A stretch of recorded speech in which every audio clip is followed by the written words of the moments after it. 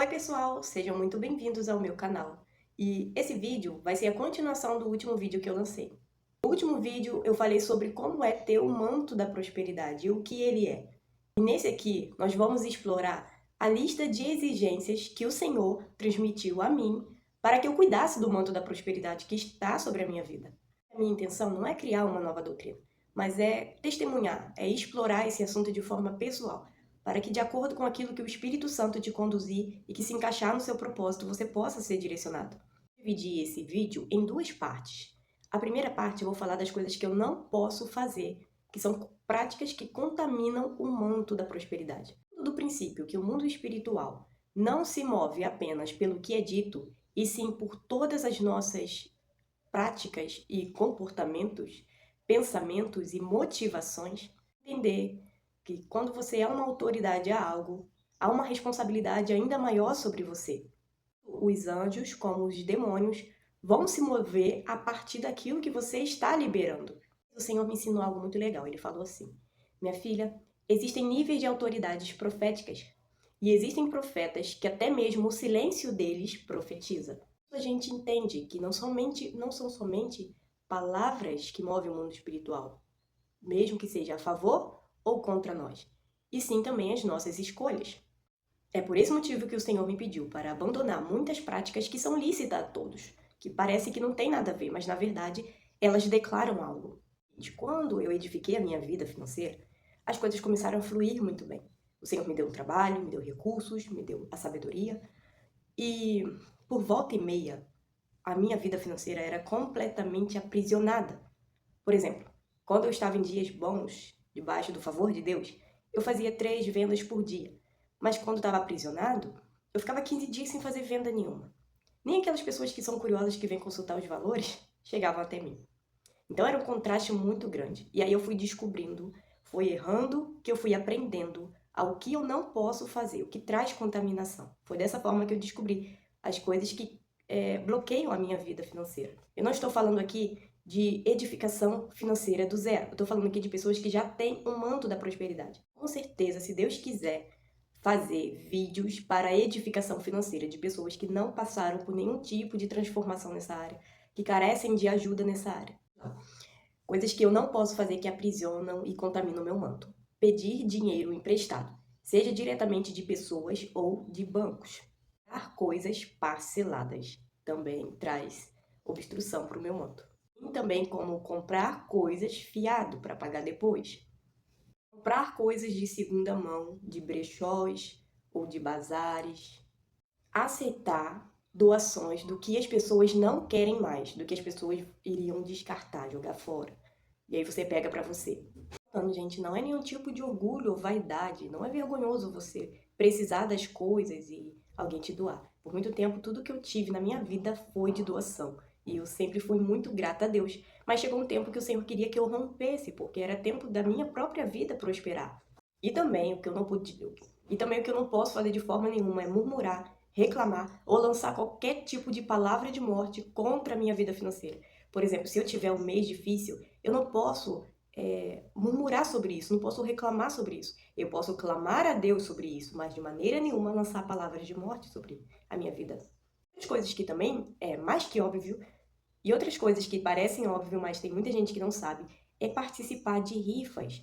A rifa ela é considerada um jogo de sorte, um jogo de azar. Ela parte do princípio de que todos perdem para um ganhar.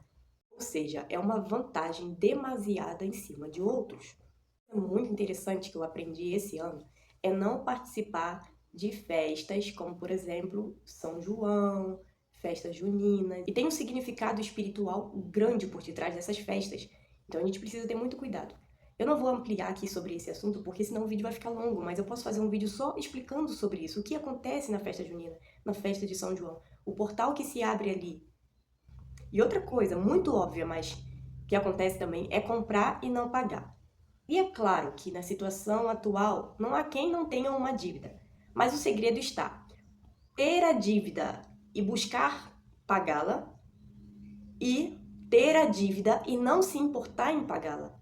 E o dinheiro que era para você pagar as dívidas, você começa a usufruir dele. Aí que você transgride, porque ter a dívida é uma coisa, ter e não ter intenção de pagá-la é outra. Também faz parte disso, é dizer sim ou não, sem a intenção de cumprimento. Disso, você fala, semana que vem eu faço o seu Pix. Aí chega na semana que vem e você não faz o Pix. Nossa, como isso aprisiona a nossa vida financeira.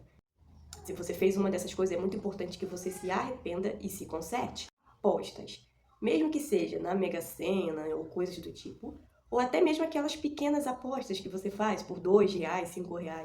Se você pudesse ver o que está por detrás dessas práticas, você nunca as faria. Investimentos ilícitos, trâmites ou qualquer coisa que traga uma facilidade, um benefício próprio, em troca disso você quebre princípios. Qualquer coisa que se encaixe nisso é transgressão. Furto de luz, furto de água, gato net, tudo que se envolve nisso é transgressão. A desonra também é uma contaminação muito significativa para o nosso manto da prosperidade. Desonrar pai, desonrar mãe, esposa, esposo, filhos, patrão, chefes, líderes, pode trazer sim contaminação e impedir a sua autoridade de ministrar na vida das pessoas e também de ter uma vida próspera. Desonrar a Deus, quebrar os seus mandamentos, desobedecer a Deus, ser rebelde, qualquer coisa que quebre os princípios da palavra de Deus também vai interferir na sua autoridade. A aliança do casamento, seja na desonra, maltratando o seu cônjuge, gritando, ofendendo, humilhando, desonrando, de qualquer maneira, também vai interferir na sua autoridade. Pasme, até mesmo em relação à relação sexual. O fato do casal não honrar a aliança nesse sentido também pode interferir. E ainda desse assunto de família, desonrar o seu lugar de origem. O que é o nosso lugar de origem? Eu, antes de ser empreendedora, eu sou mãe, eu sou esposa, eu sou ajudadora do meu marido e eu governo sobre a minha casa. Se eu negligenciar este lugar, isso vai interferir na minha autoridade. É por isso que o Senhor me ensinou a pôr os cuidados com a minha família antes do meu trabalho. Ele me ensinou a ter uma rotina, a estabelecer uma rotina, um horário, uma janela de horário para cada coisa. A parte da manhã, por exemplo, é o cuidado com a minha casa, o cuidado com os meus filhos, o cuidado com a minha família, com a alimentação deles. E em seguida entra a janela do trabalho. E eu já errei muito nisso, porque eu tinha inclinação em me viciar facilmente no trabalho. E aí o Senhor me ensinou. Toda vez que eu negligenciava esse lugar, eu trazia escassez para minha vida, amarrações para minha vida financeira. Isso implicava na minha autoridade. Muitas das vezes a pessoa trabalha de carteira assinada e ela não tem flexibilidade nos seus horários. Mas eu creio que o Senhor pode ajudar essas pessoas também a estabelecer um tempo para todas as coisas. Na verdade, eu peço que essas pessoas possam adquirir essa graça no Senhor, de conseguir chegar nesse ponto, de conseguir ter essa flexibilidade e administrar a sua vida de forma que não traga prejuízo para a sua família, para o seu lar. Negligenciar o sacerdócio. O Senhor me ensinou que eu não posso pôr o meu trabalho acima da minha família, dos cuidados, do meu lugar de origem, e também não posso colocar acima do meu sacerdócio. Primeiro eu preciso inclinar-me para as coisas do Senhor, e depois sim, eu posso me dedicar ao meu trabalho. Mas o meu trabalho não pode ocupar o lugar do Senhor e das coisas, da obra dele na minha vida. Isso seria negligenciar o meu sacerdócio. É deixar o lugar da presença, deixar o lugar da oração, para poder se dedicar ao trabalho. O Senhor pediu para mim não fazer, é não passar do horário no meu trabalho. Porque se eu passar do horário, eu estou declarando que eu estou necessitada de ultrapassar o limite do meu corpo em prol do dinheiro. Isso não é para todos. Tem pessoas que trabalham de carteira assinada e não podem. Mas aos que podem, que o Senhor dê graça, sim. Por exemplo, eu só posso trabalhar até o pôr do sol. Depois do pôr do sol, eu não posso trabalhar. E o ideal é que eu não faça nem negociações nessa janela, na janela do descanso.